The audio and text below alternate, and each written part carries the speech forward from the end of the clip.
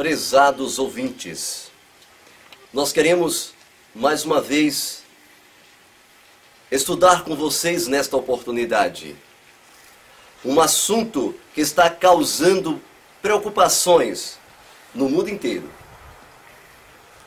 Exatamente é a questão do milênio. Aonde vai ser as nossas férias? Aonde vamos passar a eternidade? Bem, a grande expectativa do povo do Eterno, não temos dúvida, é de fato a vinda do Filho do Homem quando ele vier. Mas em relação ao milênio, há muita confusão. E precisamos entender este assunto de tal maneira, prezado telespectador, que vocês possam passar para outros e ter uma informação precisa do que vai acontecer na vinda do Senhor Yeshua. Vejamos a seguir. Nós temos aqui alguns aspectos de que Babilônia fez nas mentes de muitas igrejas e as ideias que eles propagaram por aí, provocando um dilúvio, uma quantidade muito grande de ideias que muitas vezes desviam as pessoas da Bíblia, da palavra do Eterno. Bem, vejamos a seguir. Que ideias existiam na época de Yeshua a respeito do Messias que eles aguardavam?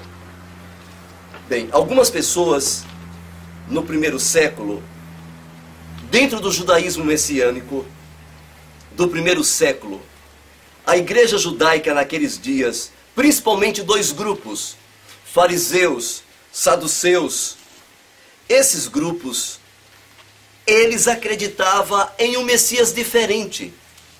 Por exemplo, eles acreditavam em um Messias que iria vir em um carro de ouro, em cavalos de ouro, montado em um cavalo, em um Messias que iria curar os doentes quando tivesse na guerra, iria ressuscitar os soldados mortos. Eles também acreditavam em um Messias que iria passar pela porta dourada. Eles acreditavam então que o Messias reinaria 1000 anos e que tiraria o jugo romano de sobre as pessoas, Israel naquela época que estava sob um jugo tremendamente pesado naquele período. Bem, isto que os parushins, os tzeduks, que os fariseus e saduceus pensavam naquele primeiro século. Eles acreditavam em um Messias que viesse desse jeito, instituísse um milênio na terra, dentro deste padrão dos seus pensamentos. E quando nós, muitas vezes, falamos que não era isso o que os judeus pensavam no primeiro século em relação aos talmidins, aos discípulos. Os discípulos não pensavam desta forma.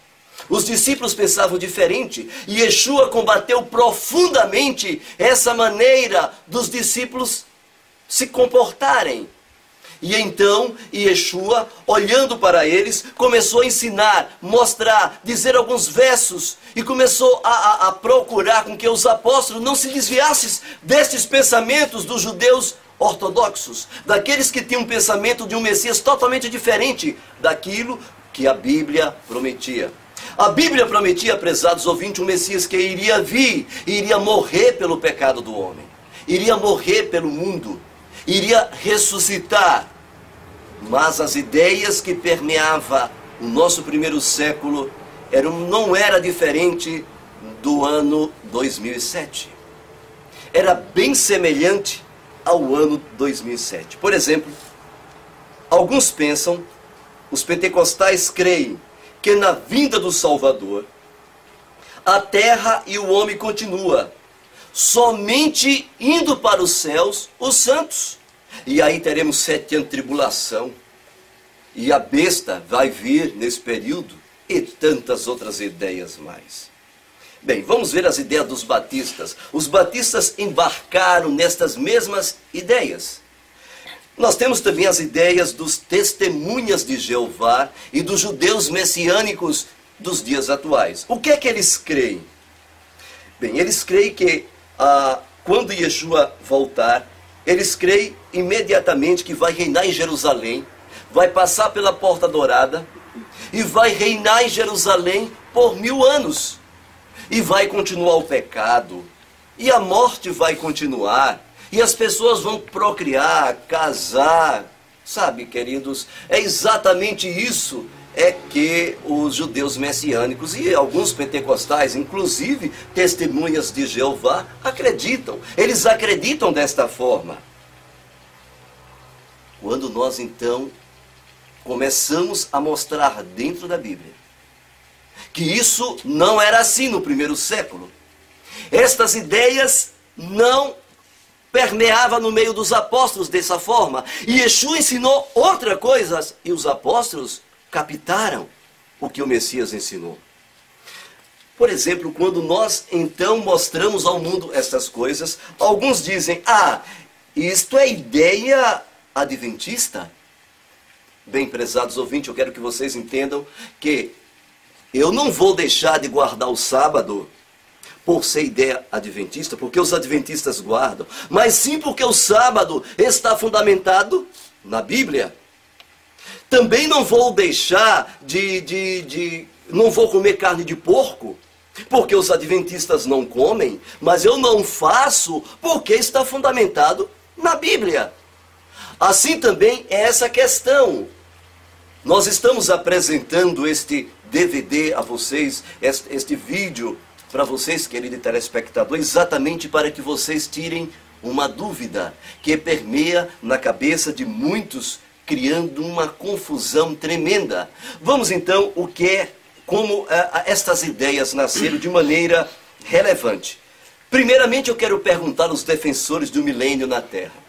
Eu quero começar fazendo uma pergunta aos defensores do milênio na Terra.